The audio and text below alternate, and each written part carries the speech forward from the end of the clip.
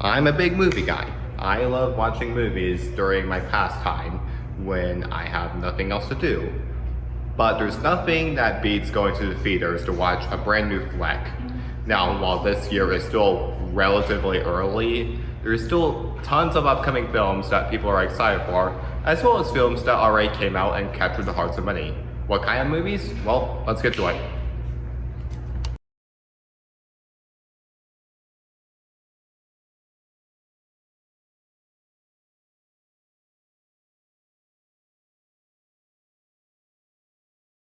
This is still a relatively new year so far in terms of cinema, but what are your favorite movies that came out recently?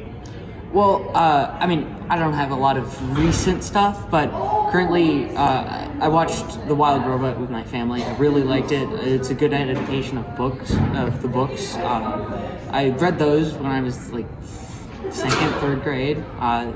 Really good books, and the movie was a well adaptation of it. I'm a bit sad that it lost to Flow at the Oscars, but I do think Flow is a really good indie film, and it really got the respect it needed. Yeah. Okay, as well, what are movies that are going to be coming out soon that you're definitely interested in checking out? I'm really interested in the ballerina film in the John Wick universe. I'm also really interested in the new Superman film. I actually just heard about the ballerina film. It looks really good, but I mean, the Superman film is directed by possibly my favorite director, James Gunn.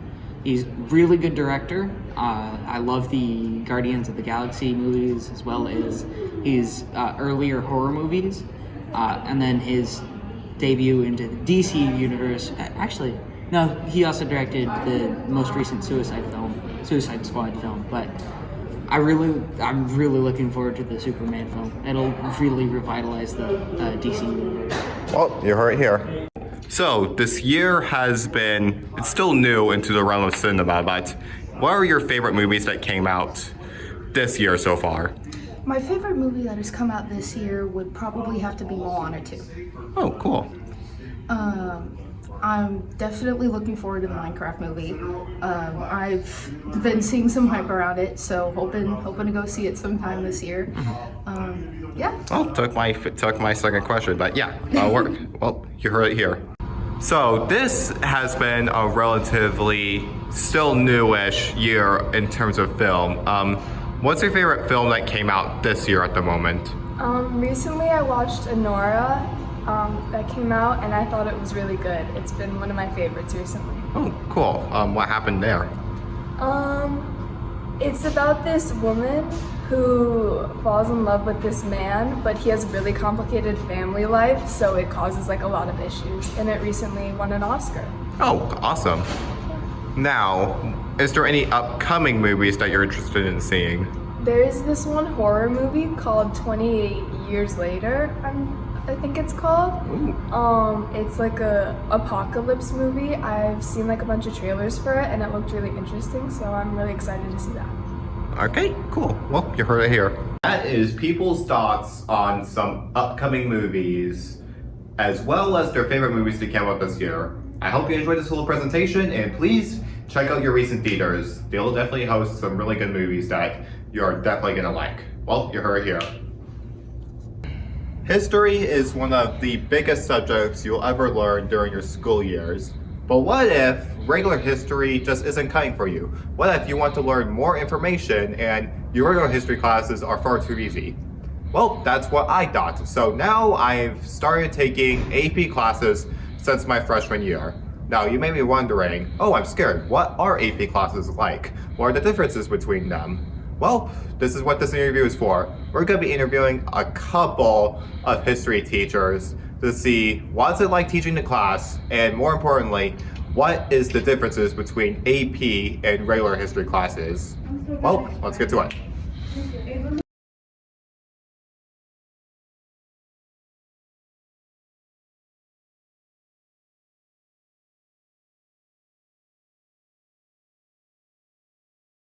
Hi, my name is Caden Zehrung. I am an interviewer from Broadcast Journalism. Okay, I'm Miss Bisovac. I teach AP US History, and I'm also Social Studies Department Chair. All right, first things first, what's it like teaching AP History?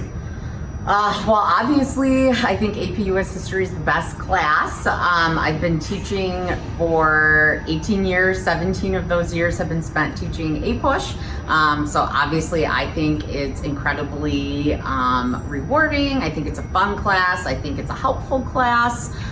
We do a lot of not only skill work that I think helps for the future, but also a lot of important content, to help us understand our nation's history, but also place, current events in context as well. So it's both fun, but at times it can certainly be stressful when you're kind of feeling the grind of AP exams, which are coming up in a couple months. But again, I honestly wouldn't want to teach any other class besides APUSH. Cool. Now here's another question.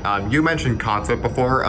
What is the differences between your regular history class and APUSH class in terms of what you're going to learn? Yeah, so obviously in any U.S. history class, we want to ensure that we are providing a very deep and thorough overview of, again, the nation's history. We want to make sure that everyone has a solid understanding. But I would say, having taught both regular honors and AP in my career, a lot of it is just how much detail we go into in AP, and a lot of that is just dictated by the fact that the AP exam obviously has certain things, criteria and components and standards that we need to ensure that we meet in order to prepare for the exam. And while the exam is certainly not the most important piece, like getting a good, well-rounded experience in the class is, obviously students want to be prepared for the test. We want to make sure that students are prepared as teachers.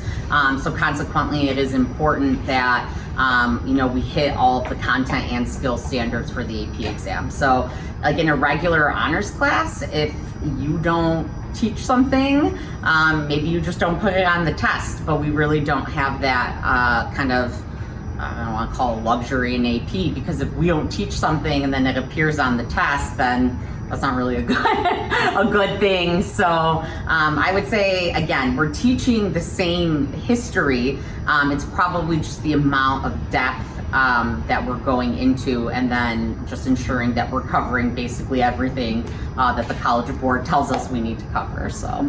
All right, well, you heard it here. Hi, my name is Caden Zehrung. I am an interviewer from Broadcast Journalism. You? Who am I? Yeah. My name is Scott Ewan. I'm an AP Human Geography teacher and technology coach at the school. What is it like teaching an AP classroom, out of curiosity? I really like teaching AP. I think it's nice because the standards are set by the College Board, so I know exactly what I need to get them prepared for to do well on the test. And then within that, I also have, some freedom to kind of focus on the things that I may be more passionate about. But I like it. It's a lot of expectations on kids, but I think the kids rise to expectations when you can help them as a teacher to achieve that. Another important thing, what is the difference with, you said AP Geography, right? AP Human Geography, yeah. Okay, what is the differences between that and regular geography in terms of how the classes are looking like? So again, with AP Human Geography, your standards are set by the College Board. With regular level geography, the teacher has a little bit more freedom to design their own curriculum. When I was teaching regular geography, I taught some of the same concepts that I do in AP Human Geography, but maybe not quite to the degree that the College Board would expect a student to know. So some of the same concepts, some of the same topics, just maybe not quite the depth of knowledge on those topics, but definitely they're very related classes. Cool. Anything else to add? I can't think of anything. Unless if you have other questions, I'll answer them. I think that would be it for now. Well, you heard it here. Hi, my name is Caden Zehrung. I am an interviewer from Broadcast Journalism. And you? I'm Todd Grunlow. I'm a social studies teacher, and specifically I teach AP World History, AP European History, and AP US History. Oh, cool. What's it like teaching those classes overall? I mean, it's a great experience. Very rewarding teaching some of the best, brightest kids in the school. Obviously it comes with the challenges. There's a lot of grading, a lot of high expectations. There's a time crunch in all the classes to prepare kids for, building towards that AP exam. So, everything is kind of rushed and under stress, but it's all well worth it because of the overall experience with the great kids that I get to teach on a daily basis.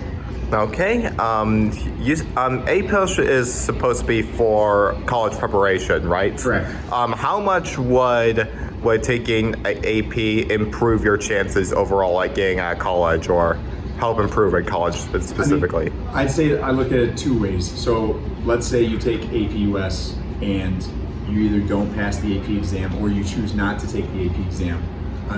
You are a much better student at the end of the year, May, than you were in August. So even if, let's say again, you don't choose to take the AP exam, you're just a much stronger student who is prepared for college.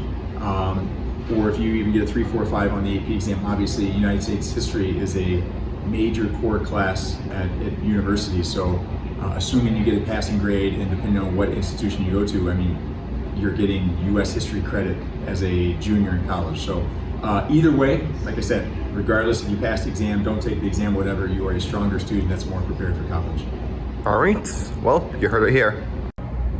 And that is what it's like to teach, and the differences between your regular AP classroom and your regular history classroom. I hope you enjoyed this little interview, and if you're not a senior, maybe consider joining an AP classroom. It'll help you get prepared for college. God knows it'll help me.